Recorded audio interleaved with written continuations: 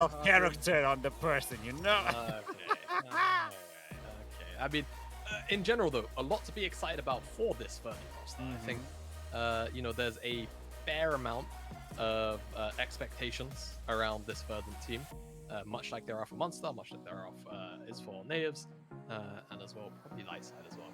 If you had to sort of nail in a fourth team. So yeah, looking forward to seeing their debut here. Because they are obviously kind of relatively untested in terms of a team together, and there's definitely a couple of players here, like for example Ericsson, Valkyrie. I'm almost surprised to see here in Div 2, to be totally honest with you. So definitely exciting to see them get to play together finally on the stage. And for Orgless, yeah, I'm actually more looking forward to seeing Arcane Teddy. He's one of the few players that I'm very, very familiar with. Him and Topi we had in his KLC last split, and yeah, he had some very interesting picks. We'll see if we get one come out. Definitely favorite was the Tryndamere mid during the World season, so we'll hopefully get to see something a little more unorthodox come out of him into Ericsson, because Ericsson definitely a very, very stable mid laner. As pick bans, they've gone through quite quickly. Victor, Akali, Thresh, Sintal, Olaf, and Ziggs. We're now here for the first pick. Quite interesting, because you leave not only the Jinx but also the Caitlyn, so that is a good way to start this pick. The Twisted Fate as well didn't. Well, at this point, 100% win rate as well. It's winning, right? I mean, definitely. He struggled last game. Yeah, struggled last game in the early game. I think that was more down to Monster's early game execution and shutting down the pick. And once we started to actually get some more value out of it, whether it wasn't really Destiny gaining to any particular place, it was more about the vision it granted by the end of it. Still very, very valuable. As yeah, I'm expecting that Jinx to get locked in there for Verdant. When you see the mid lane locked in like this, you can often just respond. If you want something like the Orianna for a more standard playtime. If you wanted to go Corki, it's a bit Resident Sleeper, but you could definitely do it as well. Or you can get your pick on the jungler too. Xin is removed away, but Lee Sin, not Olaf, Jarvan, and Viego all there and ready. We'll see. It's been hovering through a couple of definitely interesting picks, but I don't think we're going to get something too spicy. There you go. Lands on the Lee Sin for keys. So this allows the enemy team to just go in and pick like the Caitlyn Lux or even the Caitlyn Morgana that we saw like way back in the day, where you just AFK for the rest of the day. So that could be another pick for the bot lane, and then setting it up with Twisted Fate. So the amount of CC you bring in is just disgusting, but I don't think that's going to happen, as they're looking and fencing this Jarvan. So picking up the jungler before you go into the next phase of bans, and at least securing that lock in. Yeah. Oh no. Oh. I don't feel so good. the flashbacks, they're coming back already. Okay, all right. Let's see what Valkyrie will have in response to this then. As I mean, technically, Verdant, they've got their middle, their top to pick between. It's definitely going to be a choice, but I like this. The LeBlanc into the Twisted Fate. Yes, there's been like kind of talks of Twisted Fate. You press the R key, you can always pick out which one is the clone, etc. But realistically, you're talking about the LeBlanc Lee Sin into the Twisted Fate Jarvan. I know which 2v2 I'm taking every single time here, and it is that LeBlanc Lee Sin. So much skirmishing power, and it now gives Verdant the opportunity to ban away 2 more AD carries. And you called out the Caitlyn. I expect that to be the second ban after this Jhin. Maybe it isn't, but we'll have to wait and see. And for Orgless, definitely removing away top laners you don't want Valkyrie on. Expecting the Gangplank, I would say set, but after the last game, I'm not too sure anymore. But definitely the Gangplank will likely come out here as one of these bans towards Valkyrie, and then maybe another sort of stable tank would be my guess. Let's see what the other team is going to do. Is going to take those empowering enchanters. Okay. Lulu is not going to be paired up with the Jinx, but the Karma is still available, giving you the movement speed, giving you the protection as well. So there is the one that we should be looking out. And if Ezreal is the ban, this means that Caitlyn is available alongside with the Lux. That would be a perfect pick, because also with the ultimate of Lux, if they're locked in on Jarvan, you don't have a lot of space to move around. Yeah, I will say I think this is maybe a point of concern. If Orgless do end up going down the route of, okay, Caitlyn Lux in the bottom side, yes, you might not have a winning 2v2 jungle, but if ever Verdant decide to rotate down to the bottom side, if they haven't done something about Twisted Fate beforehand, Toppy will just give up his wave, port down to the bottom side to match numbers, and in most cases, Caitlyn Lux should out-skirmish, you would imagine, Jinx, unless she gets a very, very early reset. So, very curious to see the Ezreal removed away. Urgot being hovered. We did see it, of course, banned as one of the bans away from Munster Okay. in the previous game. So it will be the Urgot matching into the Gwen. Not too familiar with the matchup, but if it was banned last game when the Gwen was locked in and immediately locked in this game, I would visualize that this should be a very positive matchup for the Urgot in lane. Maybe the scaling is also something that is very, very positive. But yeah, I mean, we've highlighted the Caitlyn Lux. You have to imagine, right? It's going to have to be, at the very least, a bully lane, and it's going to be MF Nautilus. Okay, so Misfortune. Here's the thing about Misfortune. I remember actually talking about this a while, and this Braum pick absolutely demolishes Team Orgless, but I will get to that when we get to it. Misfortune, if you remember, during Worlds was actually relatively high presence. She was a very, very strong champion where you'd normally build Leaf Alley, but also the crit builds were certainly a very viable option. And then she just kind of fell off the face of the earth. And as far as I'm aware, she didn't actually get directly nerfed. Maybe I missed, you know, the very small Misfortune nerf that knocked her off of Prio, but she's still a very damn strong champion.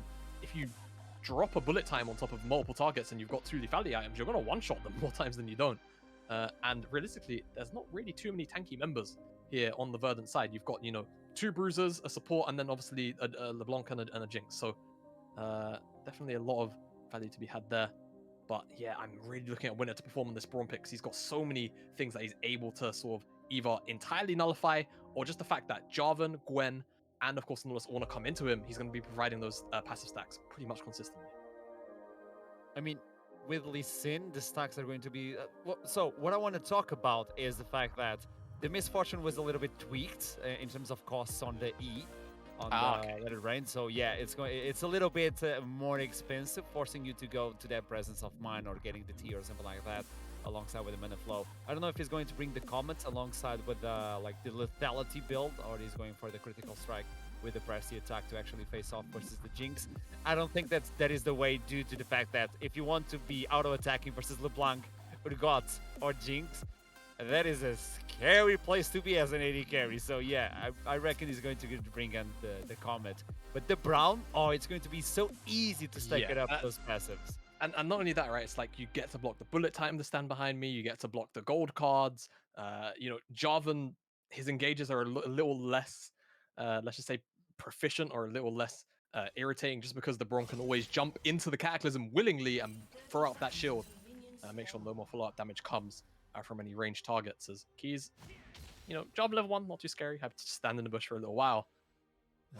But yes, certainly a very, very high value Braum pick for Winter, as Keys actually brings the Sweeper level 1 to clear away the ward, and I would imagine return back to base and pick up a regular stealth ward himself, as he is the Lee Sin, wants to be able to ward hop around. So nice little bit of adaptation, reading that Orgless would maybe come in for this red buff ward, and now it just completely denies away any information that Orgless could want, because by the looks of things, Winter also denied away a ward, but I'm not sure where it was. There's no ward debris here, so I'm imagining it's probably on the bottom side. But yes, definitely a very strong start for Verdant. I think in one of the lane brushes, if I had to guess. It was that. It was countered that one. The zombie ones. Yeah. So nice bit of vision denial and information denial from Verdant on the level 1. Very minor things that, you know, at face value, they don't always, you know, immediately just like scream, okay, this is like insane, we're going to get loads of value out of it. But just the simple things, the mindset of, okay, we don't know where Lee Sin started. Even if it looks like, you know, Draconium and Winter leashed, it doesn't mean Lee's necessarily on the bot side. You could fake leashes. So let's see what Keys is going to do with some of this additional adaptation. As Jarvan also getting pretty low on the top side of his second camp. He doesn't want to use the smite. He's just ignoring that. Yeah. Saving it up for later. I know both junglers will collapse on the bot side and probably face each other on that scuttle. So let's see the battle on the bot side to see which lane is going to push farther to help the jungler, or if even the mid lane will be able to help.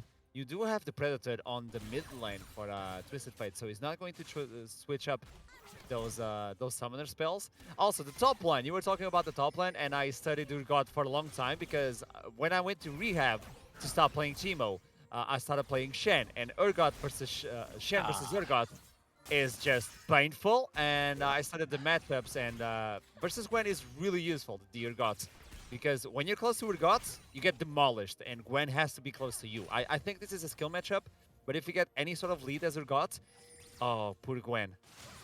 Okay, I can definitely see it. Like you said, Urgot's bases are really high, specifically pertaining to the shotgun knees. If you get a full, rotation of shotgun knees onto a champion, even as early as like level 3, level 4, level 5, you're going to lose a substantial amount of your HP to that ability. So, yeah, definitely a pick I can see working very well into the Gwen. Crucially as well, it's range into melee, even though Urgot's range isn't particularly, massive. Just that range differential and the fact that you probably have that dash too. And you have the fear beyond death, so no matter what sustain you have, you get executed. Like. Yeah, exactly. No shenanigans like that level. Like that 1v5. They learned! They learned! Exactly, Double chain. That's a lot of damage, but the corruption is going to sustain himself right back up. As both junglers are going to take a Scuttle Leech. So, gentlemen's agreement in the middle of the jungle. As Lee Sin is just going to go back. Jarvan is still going for that full clear as well. Try and tie it up versus Lee Sin. Although Lee Sin just canceled the recall, so it's pretty much the same between both junglers. They're really thinking about it because they know if they can get this LeBlanc Lee Sin rolling as the chains connect, instant flash forced away. You know, if they can get that LeBlanc Lee Sin rolling, it's a very, very difficult combination to stop. But they Especially do have, because you don't have a lot of, you don't have mobility. Talking about mobility, here comes Lee Sin trying to go for the knees of the Jarvan, getting a little bit low. But both of them are going back and try to shop anything, buy anything for the jungle to get some sort of lead. As Topi is along with Born trying to just push the mid wave so they don't get locked in. yeah, you can see Topi really wants to reset. No flash, the wave is sort of like slow pushing in. So it's a really, really awkward position, as it seems like now Orgless will finally actually kind of give up on this contest. Let Topi just reset and TP. So nice amount of pressure coming in from Ericsson and Keys, and I believe in the mid lane as well. Just ended up being a freeze for Ericsson too, so really nice wave manipulation there from the Verdant mid laner. Like we said, now that Topi doesn't have flash, he's just a really, really free target. Did pick up the tier 2 boots, so he is going to be particularly quick, but I mean, if those chains connect, there's not really too much you can do. You will probably get locked down, and Lee Sin should execute you. I think he's just looking for the destiny now, trying to help someone, probably the Gwen, to get some sort of advantage for the Gwen, because I do believe this is a skill matchup. So as long as you don't fall behind as the Gwen, you'll be able to fight off Urgot with no problem at all. Also, Dragon-wise, it is the Chemtech first, as the yellow card is going to lock him in. The flash in, but it's the flash from LeBlanc, so no first blood given. But it's going to be the Chemtech, the first one, which means there's no soul like that. We are clean, Jamada. We're clean. Okay, it can still technically be the Hextech Dragon. It's not as bad. It's like, not as oppressive, right? Yeah, we like Hextech around here. Yeah, we're yeah. So, not the end of the world. Valkyrie gonna hold this freeze for now into Arcane Teddy, but Teddy should be able to just teleport back into lane if he so desires. So, still a nice little lead as Peep, I believe. Taking a stroll. Yeah, he's thinking about opening up onto the top side of the map. Something you don't always see from supports, especially in pro play. You don't always get to see supports open up towards the top side. So I'm very you have curious the Destiny from Topi, so it's the 3v1. Yeah, I'm wondering what he's eyeing up here. Maybe Teddy's saying, look, I've got kill pressure on this guy. All I need is a little bit of extra CC. Or maybe just covering a gank. Hard to tell. Peep. He shows himself. Yeah. All right. Well, that's that. Whole point ruined. Yeah. I'm watching you. There you go. So this is control for the bot lane of Verdant, obviously, taking all the vision, allowing Lee Sin to go for that early dragon because Jarvan won't be able to fight it off. There's 3 guys on the bot side, and obviously Ericsson can rotate to the dragon way faster than Topi because the lane is being pushed towards the Twisted Fate. Yeah, exactly. So Topi would have to give up a wave and use that Destiny Gate if he really wanted to. And I mean, just the vision. If we could get a toggle on what Orgless can see right now. The vision pressure alone, Lo-Fi didn't feel very confident stepping up to that wave. To the point where Draconium actually picks up a plate for free. And it will be that Chem4 Dragon. And oh no, we're getting a regular dragon, Artrim. It's no... What do you mean, no? What do you mean? I'm happy. Okay, all right. I like the normal things. I'm a latte guy. I'm not a cappuccino fancy. Really? You know, Okay, let's talk about coffee. This game, it's going slow. What's your go-to coffee actually? Is it a Latte. is it a latte, just a casual latte? Anything else like specific about it? That can be a No, caramel in the there. only fancy thing I have on my life is the Thai nuts. Aside from that, I'm so normal. Give me a latte, I'm fine. Okay. As long as it's got caffeine in it, it'll keep me going. That's how Yeah. it's Ashwin. But finally, we might have some kind of face check here. Lee Sin was in the tri-bush, but seems like he should be walking away towards this red buff, maybe. Didn't get spotted out, though. No pings from Orgless, so no vision to be had. As he will start this red buff, but Born This Way is actually making his way over. And the push from Ericsson is just keeping everybody at bay, and I don't think Topi will be able to be useful until a long time in the game. Look at the farm; it's 48 to 79. Huh. This is massive on the mid lane. Yeah, this allows this to happen. Lee Sin is just taking a stroll on the enemy jungle. Yeah, and I think there's loads of factors here. The matchup is definitely not one that's very comfortable for the Twisted Fate. Keys has done a really good job of making sure Ericsson is very comfortable, as this is just Winner being locked down right now. Cataclysm is available, the door goes down, the first blood has been spilled, and the Destiny is not online yet, but the Predator is, so he runs away. Yeah, runs away, and that is all just finding. Look at Ericsson. So yeah, first blood found, Winner just caught out in the river, nothing really too much. Nothing too much to really add to that point. But yeah, Topi, I think definitely Ericsson, a laner that he's not, a level of laner he's definitely not used to playing on the stage. And not only that, the matchup itself, not particularly pleasant, and also Keys has really been making sure that Twisted Fate has not felt comfortable at all in this matchup from start to finish in the opening 10 minutes. But despite the very lopsided CS lead in the mid lane, Orgless picking up that first blood definitely feels nice. Low fire going towards that crit MF. Looks like Gale Force or Kraken Slayer will be the option. And of course, we saw what she could do at Worlds. Misfortune, still a very powerful AD carry in her own right. But it's not one that we get to see too often. Of course, we more or less see the Jinxes, the Jins, the Aphelioses. But has a lot of setup. Jarvan, Twisted Fate, of course, Nautilus too. Loads of reasons to succeed. This is the Yaddles and the buckets of Born This Way. So if they're capable of getting not a shutdown, but a straight up kill on Valkyrie, and then just pop up the Yaddle, that's going to be massive. Okay, that's the charge. Flushes it in. And again, bites the flash from the enemy. Meanwhile, Keys trying to look for the kick. Gets a lot of damage. There we go, the needles. And again, the Gwen pops up. He's burning. I don't think he's going to kill him, but the flag actually marks the spot. It's the X. It's the kill. It's 3 kills in terms of the... No, don't zoom in on the Gwen. This one doesn't even have the Cafe Cutie skin. It's still doing those things, man. All right, Born This Way should be allowed. It was definitely an over-aggressive immediate gank, but burning the flash of Valkyrie, maybe they could have put the Herald down afterwards, but it's Keys that comes in, thinking that maybe we can find something off the back of it with our 2 ultimates, but I mean, the return damage is just not balanced. It's just not. It's definitely Orgless winning out on that one heavy-handedly, as they will take down the top tier 1 for their troubles as well. 2,000 gold. And actually, if we could get a toggle on the gold, because I mean, Born This Way now has to have a pretty significant lead over Keys at 1.5k and 1k in the top side, respectively.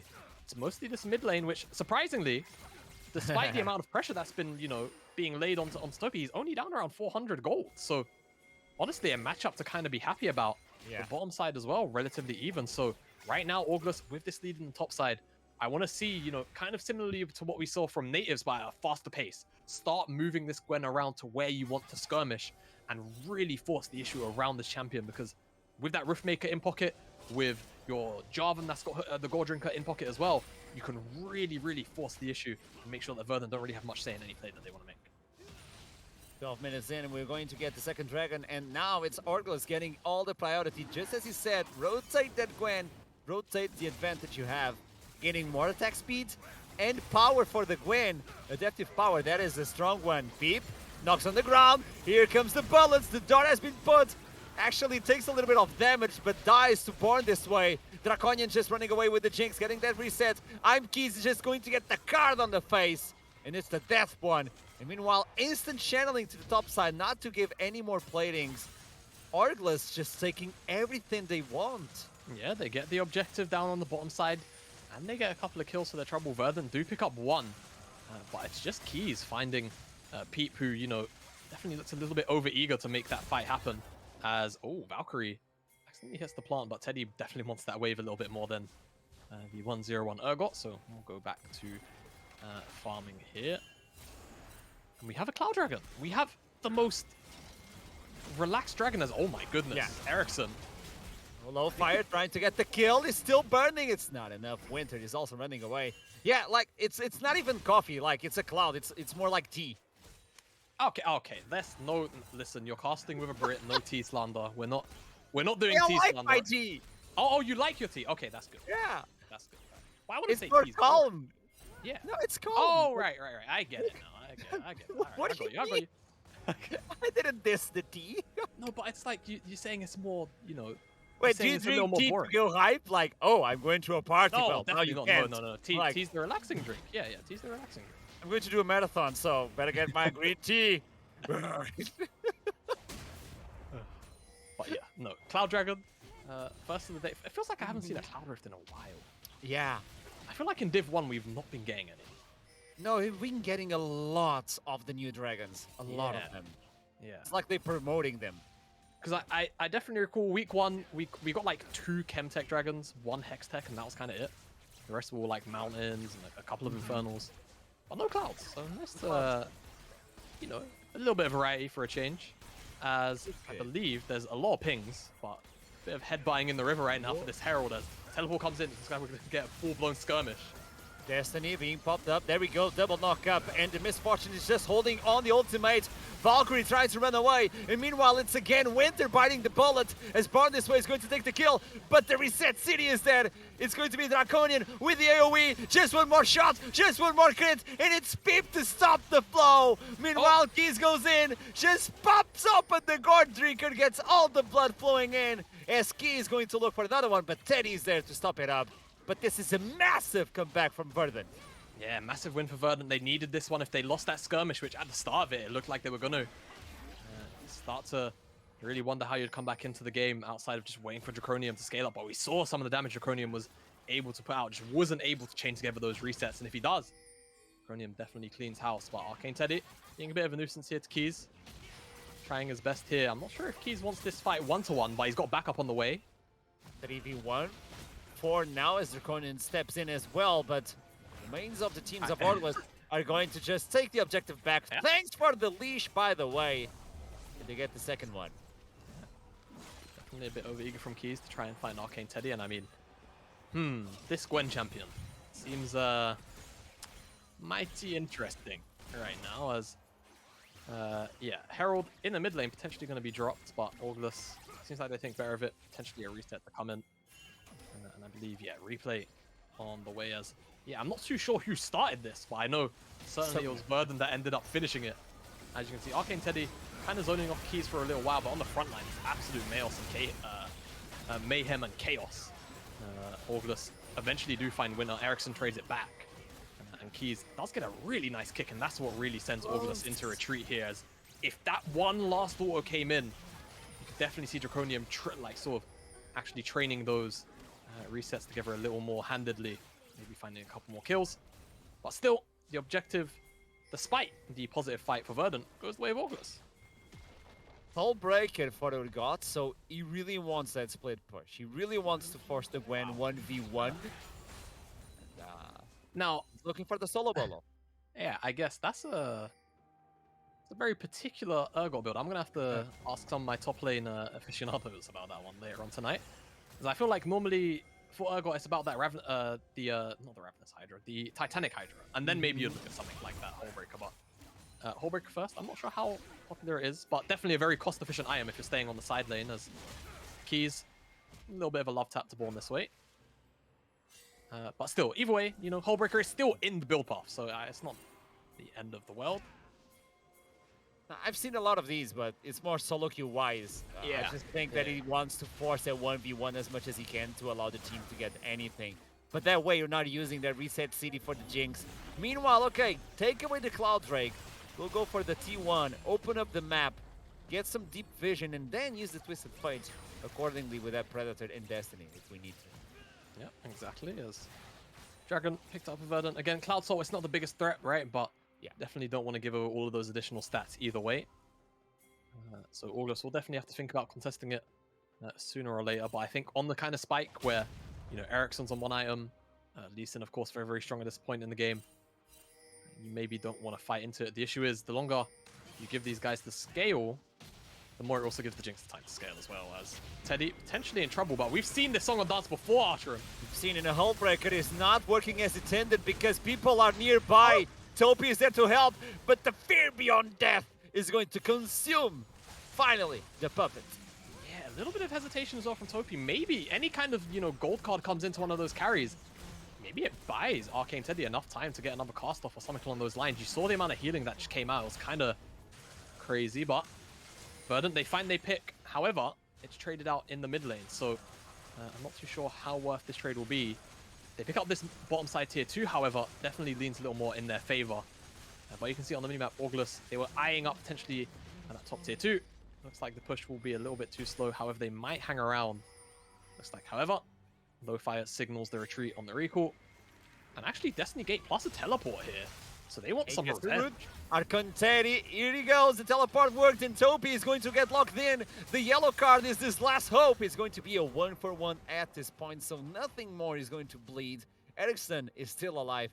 I like how the producer just assuming. Yeah, you know, because Gwen. our producer is, much like us, a little bit scarred by what we saw last game. And the fact that Gwen just got another kill is Building it up. certainly worrying. I think especially when we think about the fact that we just saw a 1v3 with just Riftmaker and the amount of damage and healing that was returned. I can get it. I understand. I'm not sure actually if we have a replay. I don't know if I can request that. I know it's been too long. But I know where's we're the probably healing gonna have a bit of a reduction? pod. Yeah. There we go. Healing reduction has to step in on this game to deal with Yeah. the Gwen. If we get some healing reduction, then you know, those moments are a little less frightening. As actually Ericsson on the bottom side is sneaking behind Arcane Teddy. He doesn't care. He looks at the turrets. He That's just doesn't more care. than enough. Yeah. Very interesting. This Gwen champion. I mean, he had some assistance, so yeah. He's going to focus down on the turret. It's going to be another one at this point. I was looking to see if I could see the turrets. Oh, Sonic Wave just dodged. A lot of mobility on that champion as well. So Orgless now opening up the map as much as they can. But it's all around the dragon, which means they could get some sort of control on that specific part of the map. 2 minutes in until the next dragon. Obviously, you don't want to give that soul point to the enemy team. Even though it's a Cloud Drake, like giving stuff like this is not what you want. No, definitely not. You don't really want to give, like we said earlier, the stats over, but we'll see what happens. I think now that Arcane Teddy has those 2 items in his back pocket, it's going to be a very, very scary customer to deal with, whether it's the side lane, whether it's in team fights. I think a threat that Verdant, sooner or later, they're going to have to deal with. And as well, kind of across the board, the items and the spikes are starting to come in. Oh so slowly. Topi almost hitting that rapid fire cannon. No, Based found that rapid fire cannon just now. So 2 items across the board on the top side, 2 items also for low fire. So in complete sync on the reset, matching item parity with Verdant. This game is pretty much neck and neck. It's just more about who can find what and when they can do it. Ericsson, chains don't quite connect. Beep doesn't care, drags himself. Winter is going to face Shaq, and now he's the one in trouble. The door is not going to open because it's going to be demolished. Low flyer, even though using that ultimate was not necessary. Probably save it for the team fight, but doesn't care, just to make the quick kill secure. One thing that we need to point out, and he was not on the battle, is Ericsson's build path. Look at this. Yeah. The amount of magic penetration is unreal at this point, and there's not a single source of magic resist on the other side, aside from the treads. Yeah, and that's a very, very scary thought to think about. If you see something like QQ and just an E, honestly, yeah, you could maybe see low fire just be removed from the fight as low fight. Oh, let's see. I mean, oh, yeah, that's through a Bloodthirster shield. So very, very scary. Fortunately, now Ericsson isn't going to have the mimic ability for a little while, but nonetheless, you can see the amount of damage that Ericsson's capable of putting out on one of these squishier members with no magic resist. honestly, Orgless, I think that has to be their first target. They have to try and find Ericsson, but Ericsson's wrapping around for a little bit of a flank, and this is a very precarious position to be in. Verdant really holding this choke well. They know if they hold the choke, hold the choke, it makes Orgless's entry very, very awkward. But entry is finally being split and given over as they try and focus down this dragon. The idea now is to just chip away on the Jarvan to see if he's just not able to go into the Dragon. Dragon is secure. It's going to be the Dragon Soul at this point. So before 30 minutes, we'll see another battle. Obviously, it's going to be Verdant setting it up. And probably just giving it up as well and going for the Baron, because you're not fighting to get the Soul like, okay, this is the decisive one. Better to get the Baron and offer something. But we'll see as we get there. Meanwhile, the Gwen doesn't have the possibility of the split push because that Hullbreaker alongside with the Titanic is a massive sight to behold. Yeah, you know, I mean, you don't respect I'm actually not too sure because Urgot's scaling is really, really strong. But I mean, Gwen. Gwen Good is analysis. one of the, yeah, great analysis, I know, but like Gwen is genuinely one of the, strongest scaling side laners in the game.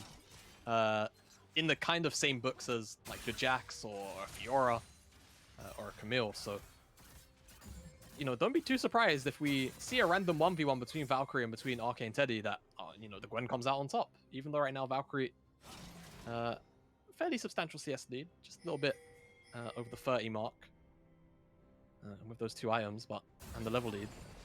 Arcane Teddy, you have to remember, has that extra combat summoner in the exhaust, so it's definitely a very big advantage.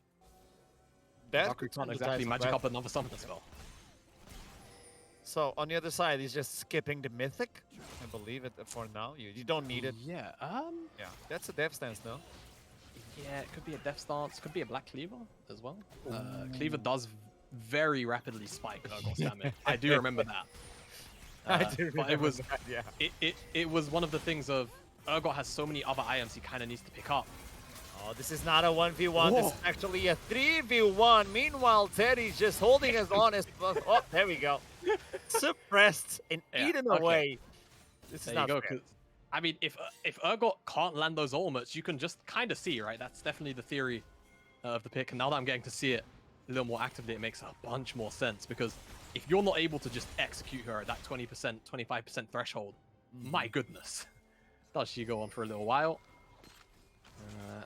And yeah, Verdant picking up Arcane Teddy on the side lane quite handedly. And there won't be any response from Orgless, unfortunately. Nowhere to be found. There's, that's something that Orgless they're responding to now. Hullbreaker got side lane push. Very prominent as gold card. Actually looking to pick this one up. And I mean, this. He can do it. Like, he's buying enough time for the team to go for the Baron. But the issue is they're just not really in position to start it up. Yeah. They were still coming out of base, so realistically, this is just Orgless blowing Valkyrie's flash and getting that one for free. And Verdant getting a little bit of mid priority, maybe get engaged on here. Destiny locks in on the Jinx. They follow it through and force the flash away. Meanwhile, 2 teleports to give in the team Verdant a little bit more breathing room. And here comes the ultimate from Misfortune. Is working wonders. Jinx is not doing as much as he wants. Or this way is going to buy some time. And that's the shutdown. 2 kills coming in for Orgless. And meanwhile, Low Fire is just popping off. Jinx is not capable of joining this fight. A Valkyrie without the summoner's spell, the flash, is just going to be chipped away as well. And the Baron promise is going to be, well, given to Orgless. Yeah, Orgless will start this one up. Keys is still here, still has flash, still has smite, still has kick. Everything in his kit available, but he has to get into the pit. He has to get out. They're going to stop shipping on the Baron damage. They lock him up and take the jungler before going into the buff. Jinx is only going to get access to the T1. Yeah, great amount of discipline there from Orgless, and man on your screen, Arcane Teddy definitely putting on a show, but that Misfortune armor and the engage from Born this way brought a lot of additional pressure to Verdant in the later stages. But Jinx just wasn't really able to participate, unfortunately, for Verdant. They pick up that mid-tier 1, but it's a consolation prize when standing next to a Baron buff. And now with that Baron buff, should finally be able to posture around the dragon. We've seen how strong this Gwen is already. We know how strong those rapid fire gold cards are, and we saw a pretty massive Misfortune ultimate come over the top of this Verdant lineup. And I just don't know if they can really stand up to it at this moment. But I mean, Draconium, he's 3 items Jinx. So certainly, if Verdant are able to pilfer him sufficiently, then maybe you can think about fighting into this Orgless team. But it's just a Cloud Dragon. It's just a singular Cloud Dragon whilst the enemy team still has Baron buff. I think you give this one up. Yeah, you gotta give it. Yeah, and you just try and play somewhere else, whether it's towards Valkyrie, who's got that wave up in the top side, or whether you just sit there and let the dragon go over. I just don't think you want to fight into Orgless right now. Gwen is going to do the solo, and meanwhile, Urgot is just going to demolish this turret. He's looking at the inhibitor as well, so Twisted Fate is going to be forced to face him on the 1v1. I don't think he's going to do it.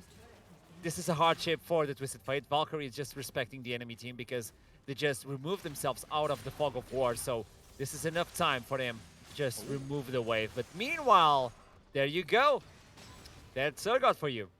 Yeah, a lot of chip damage there. Sieges happening in the mid lane. But nothing else really to be had. Arcane said we should find this bottom side tier 2. There will be a lot of gold going into his back pocket. And of course, much like Lundorf last game, itemized into that death cap. But Valkyrie was just left alone by himself. He knows the enemy team is there. So he knows it's a 1v1. Will he keep pushing? No, he's recalling at this time. It's going to be a knock-up. The teleport comes in, but it's way too late for the other side. They lost one. It's only the support. They're trying to buy enough time with all the CC. Valkyrie will try to just rush it down. Will Keys just chase him away? No, they have the Baron and the power to recall, so they're just going to give it away. Yeah, if this happened, you know, whilst the Baron buff was falling off, then yeah, definitely room for Valkyrie to stay inside the Orgless space. Maybe go for a Nexus Tower. I won't quite be brave enough to say end just then. But yeah, Peep Step's still a bit too far forward. Winter punishes with an ultimate. And that will be the end of the siege. They don't quite lose out on the inhibitor, but the base is broken open, so if they find a team fight Orgless around the bottom side of the map, maybe even towards the mid side of the map, they can get that inhibitor, maybe end the game if they have a good enough wave and enough members of Verdant dead. 30 minutes mark at this point as we're going to have another dragon, so the vision ward will start a little bit, like to get in a little bit of control, to see the control wards as well. There's one. Nobody spots it. Lee Sin is obvious because he doesn't see, but Braum, though, should step into the bush. Destiny? Actually, Draconium. Oh, Draconium is in trouble. The flash is not ready, so that is a dead Jinx. Gale Force is not enough to keep yourself safe. And they just want to gather on the mid lane and push it through. Yeah, Super Minions are pushing on the top side.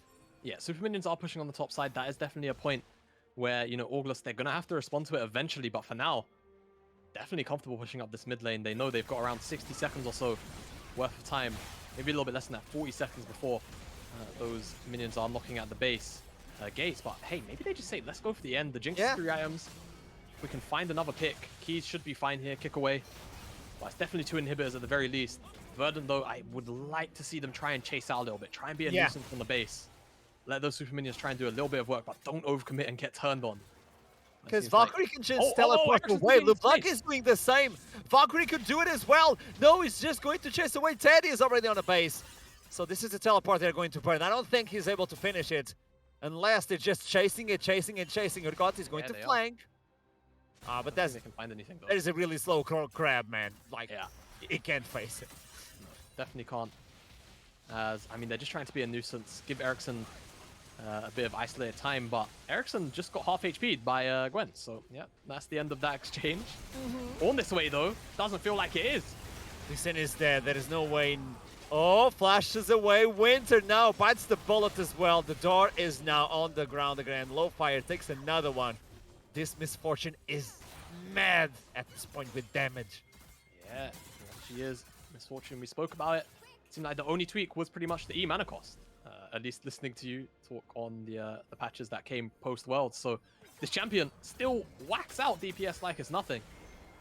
And unfortunately for Verdant, means a bunch of members dropping in the bottom side off the back of that skirmish. And I think if we're talking about the expectations of what Verdant was supposed to be inside of this league right now, definitely not meeting them, because I don't feel like anyone was really talking about Orgless as, you know, particularly a top half of the table team. Definitely, you know, sort of middling at playoffs at best for this lineup.